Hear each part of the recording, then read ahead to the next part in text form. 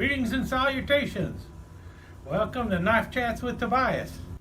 I reckon I'll be opening myself up for a couple of thumbs down on this video because what you have in front of you here are three Steel Warrior fixed blades. The pattern number is SW101, and I'm going to say good things about these knives. And well, you're not supposed to say anything positive about knives made by Jim Frost because Cutlery Corner Network, and rightfully so. Let's face it, Jim Frost does pump out a lot of crap knives, and that includes some of the knives in the Steel Warrior lineup. Some of them are also poorly made and pretty bad.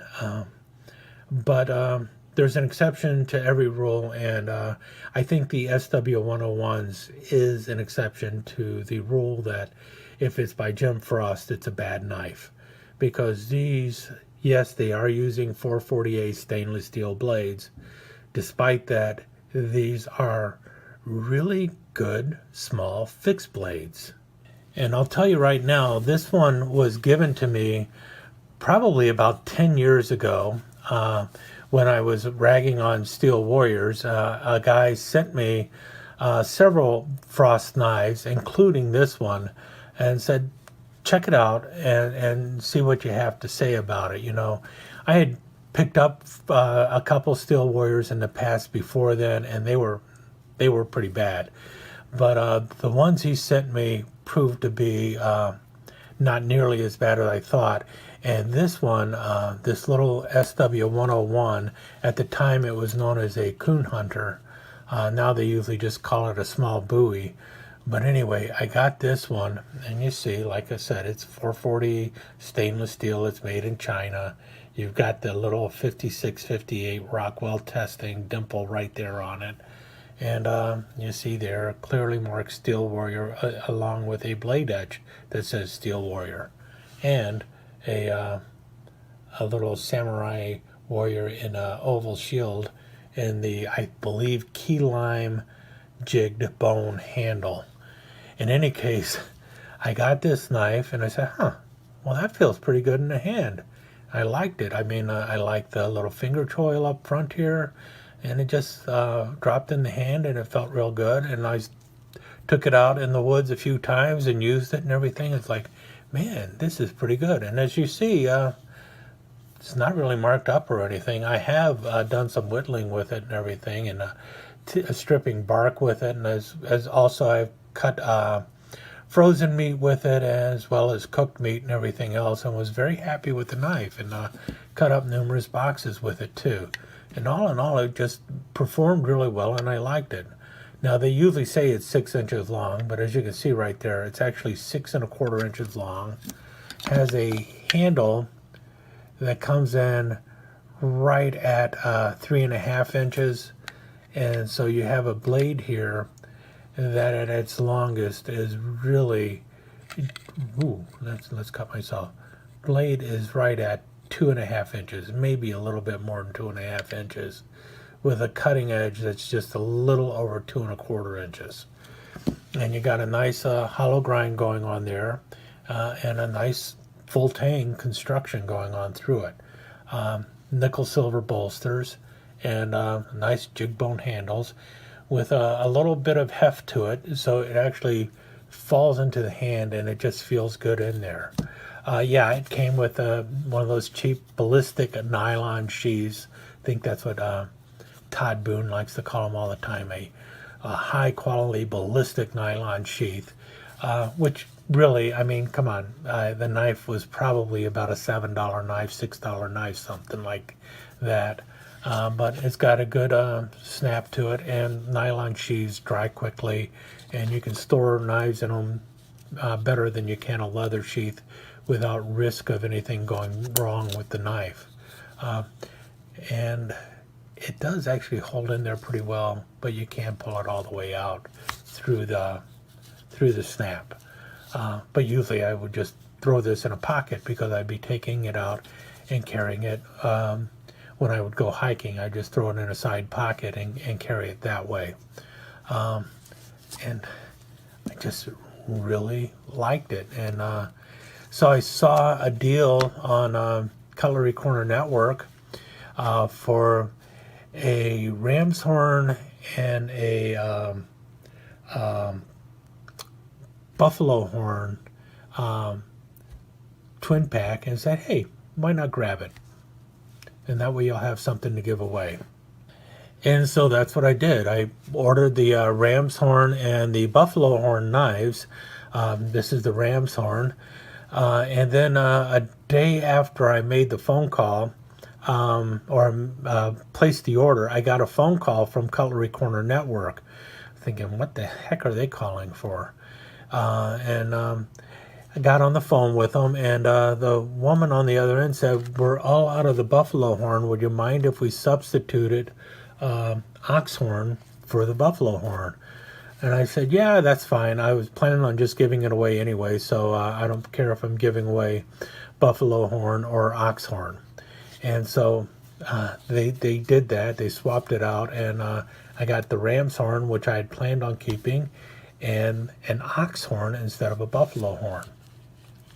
And if you notice, the sheath is a little bit different. Still a nylon sheath, but this one's updated a little bit. You can still wiggle the knife out without pulling it out. You see here the tested 5658 Rockwell testing. Somewhere there's a little divot. I don't see it, but it's here somewhere underneath the sticker.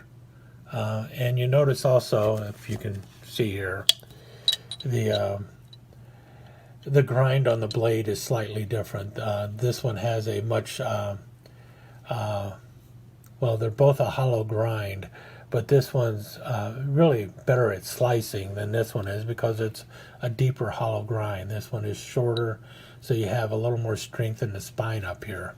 But otherwise, the blades are basically the same. It's just a 2.5 inch long skinning blade. And well, it's the SW101. It changed slightly over the years, but not that much. And I saw this and it's like, man, I really like the way that ox horn looks.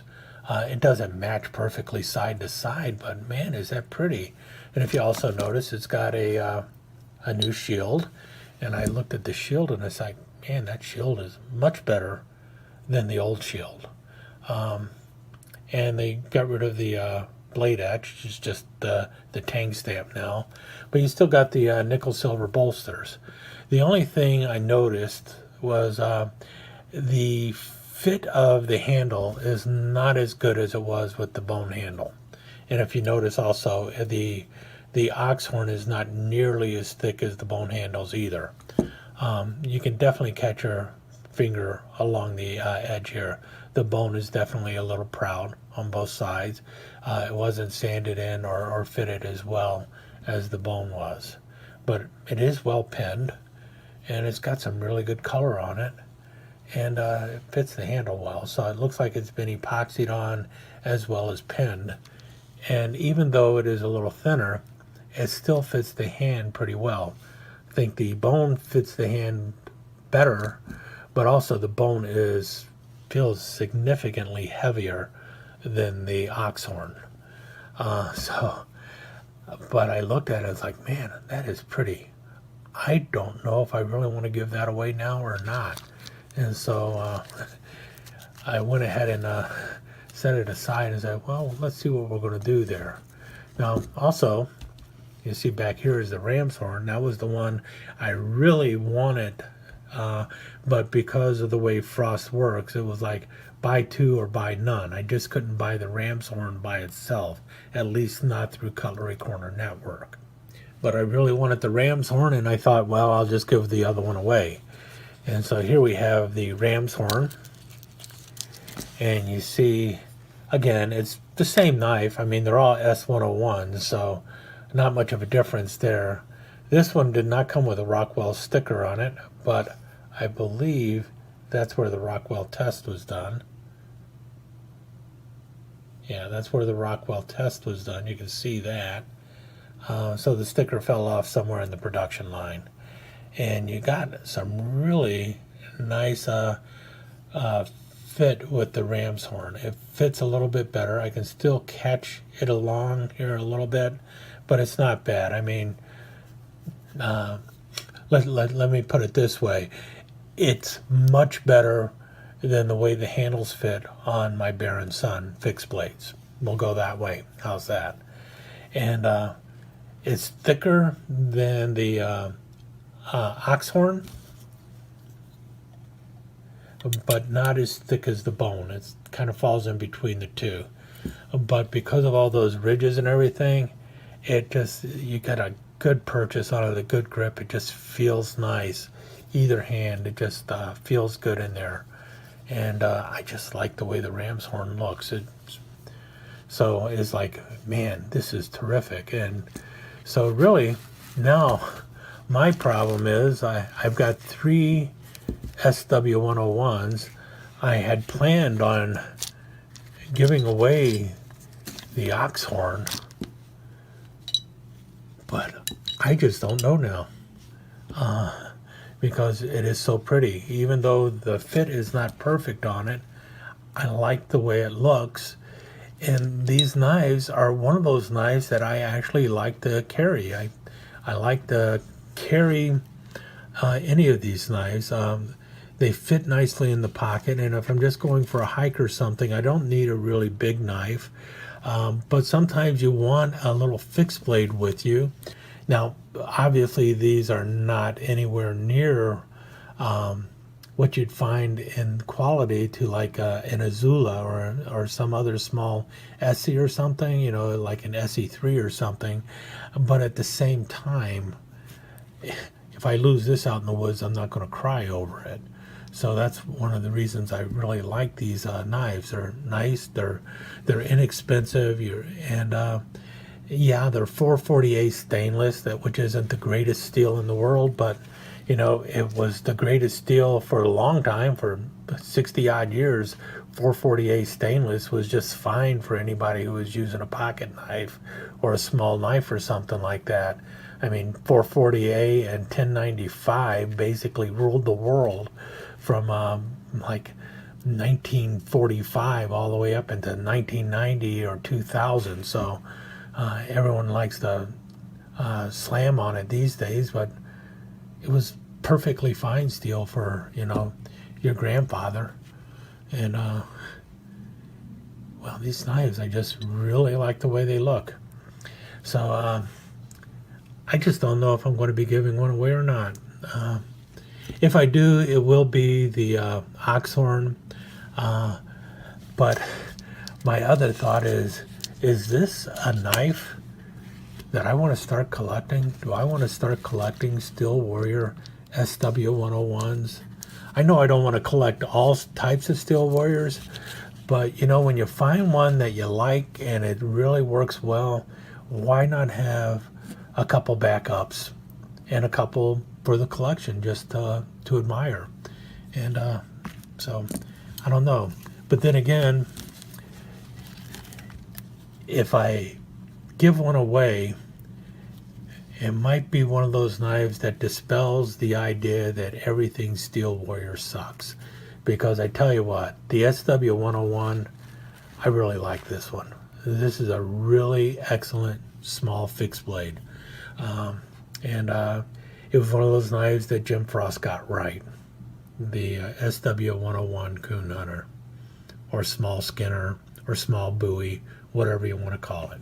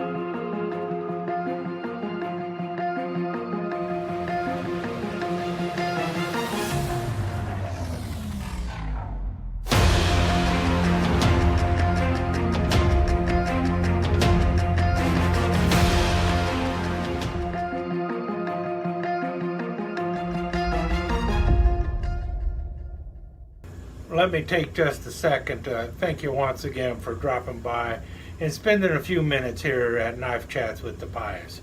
I really do appreciate it, and I do appreciate any comments that you leave. So please remember to give me that thumbs up, and also don't forget to subscribe and ring that notification bell so you'll know when the next episode is up and running. Thanks again for dropping by. Really do appreciate your time here.